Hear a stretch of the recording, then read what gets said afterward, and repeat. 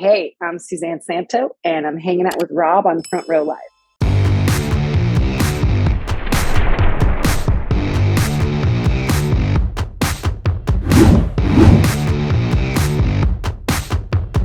I'm super excited to talk about your sophomore album, Yard Sale.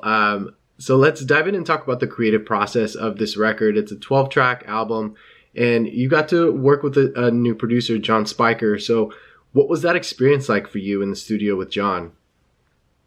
Yeah, John's amazing. He's one of my really good friends.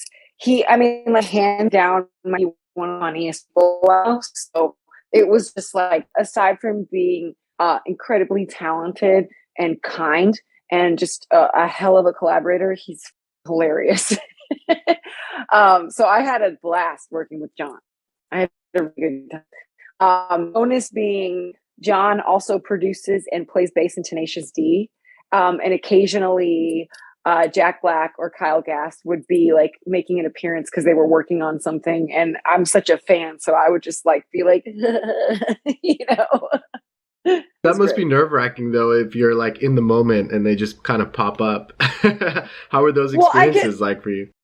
I'd get some warning, but I mean, they're super great guys. So it was always fun. It was always just like an exciting day if I'd get they make a cameo. So talk to me a little bit about the writing process of this album. Did you come into the writing process knowing the identity of the record, or is this something that you kind of discovered as you were writing more and more songs for it? Yeah, it kind of presented itself to me in that way. I really didn't have a roadmap at the time, and I was actually touring with Hosier. I was playing guitar and violin for him a year, and it was such a big tour that I was home for like 50 days that year. I was on the road for the rest of the time, and it was insane but incredible. And so I got to a point where I intended to do that tour for a really long time, and I'd kind of felt like I abandoned my own music a little bit, which was sort of painful because, I was doing someone else's project. But it got to a point where like I decided, excuse me, that I should really, reopen that can of worms, so to speak. And it was like I had to write at every chance I could get, every day off. On the bus, backstage, in coffee shops, just nonstop, which is weird because I never really used to be like that. I used to be kind of precious about it. I'd be like, oh, I have to be home alone and no one, and, light a candle and, have a whole thing. But it was just like pouring out of me. And so I got to write this record while I was touring the world and going through a lot of transitions in my life. So that's where it came from. How would you say that being on tour with an artist like Hosier kind of inspired your writing process? Just because you are, as you're writing these songs, you're experiencing these, big performances, big shows. So would you say that it impacted you in the way of like the instrumentation that you kind of wanted or the sound that you kind of wanted for this record? I mean, definitely not so much the sound or the instrumentation, but I would say that just like physically, like just where I was, like moving constantly, that had something to do with the influence. But I also, I had to really level up to play in that band. I mean, that's like, those are huge stages. We played Glastonbury. That was the last show I played with him in front of 60,000 people. And like, you have got to show up for that. My instrumentation, my skill set as a guitar player it was like night and day from before and after I played with Hosier, because I covered a lot of counterparts for his music. And he has a really unique style of playing. So like, I would have to like stretch my fingers in ways that I would be really sore and have to like ice my hands after rehearsals. But I got to a level of strength that I would definitely say some of my picking on Yard Sale, I like got more comfortable with that after playing with Hosier, for sure.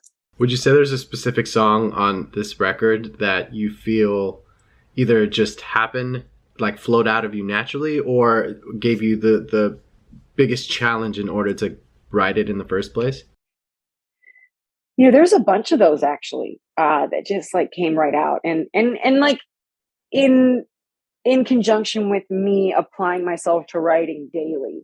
And like, you kind of get some stuff sometimes, or you can Frankenstein an idea and put it all together. But there were several songs that just like boom, right out, right out. And there's this weird knowing that you feel, and physically so too. Like sometimes I get emotional or like I get goosebumps and I'm like, oh, okay, that's a good song, you know? But yeah, my song Mercy, that happened with Mercy, that happened with my song Save for Love. Um, Bad Beast. Actually, John and his wife Julie have a really cool cabin up in Lake Arrowhead, and they let me borrow it for the weekend. And I started the finger picking for that song at the cabin. And then when I got home, the lyrics just kind of came out, and so that was interesting. Just from I don't really have like a system for songwriting. I just kind of like let it flow. But yeah, there was a few of those, and those are always the real special ones because a lot of that can feel other, and I have a lot of respect for that. Like I can't feel like I take full credit for all of it. Some of it is, you know, perhaps from another place that needs to be expressed. How would you say that John challenged you vocally during the recording process of this album? I don't know. He kind of let me drive a lot of the time. So, we would, it was such an amicable, fun environment. Um, so, I think something that he helped me with was to actually like pull back a little bit, like sing softly, sing softer. And like sometimes just because you can doesn't mean you should, inflection wise. Like, because that you can make a song too busy if you oversing it. So there were some instances where I feel like he helped me be more specific about my delivery. Way that like you don't need to oversay it if you just need to say it. If that makes sense. Now, you've had this incredible opportunity for your debut album. You got to work with Butch Walker, and now you're working with John. So when you think about these two different recording experiences, how would you say that these two producers are different or maybe even alike? They are actually very similar in the sense that they're really two of the only ones I can speak of on this that created such a fun and egoless environment where like we are there to make awesome and beautiful music. It doesn't matter who comes up with the idea.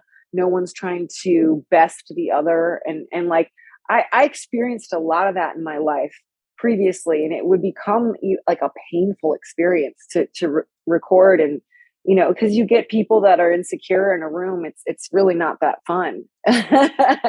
So Butch was the first person that introduced that to me and gave me so much confidence and freedom. And I'm really grateful to him for that. And John is like no brainer. Like he's just got that in spades as well. So they are very similar in that way.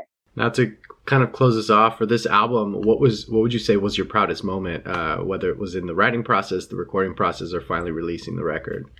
Mm-hmm. We did John and I did a lot of string arrangements and vocal arrangements together, and some of them I did on my own. And I'd never really done that before in terms of texture and using my violin in that way. And I really enjoyed that. I surprised myself, and being like, oh, I guess I can do this too, So I'm pretty proud of that. I really that felt good. That's cool. Well, congratulations with Yard Sale. And again, thank you so much for taking the time to talk to me. Thank you. I appreciate you. Thank you.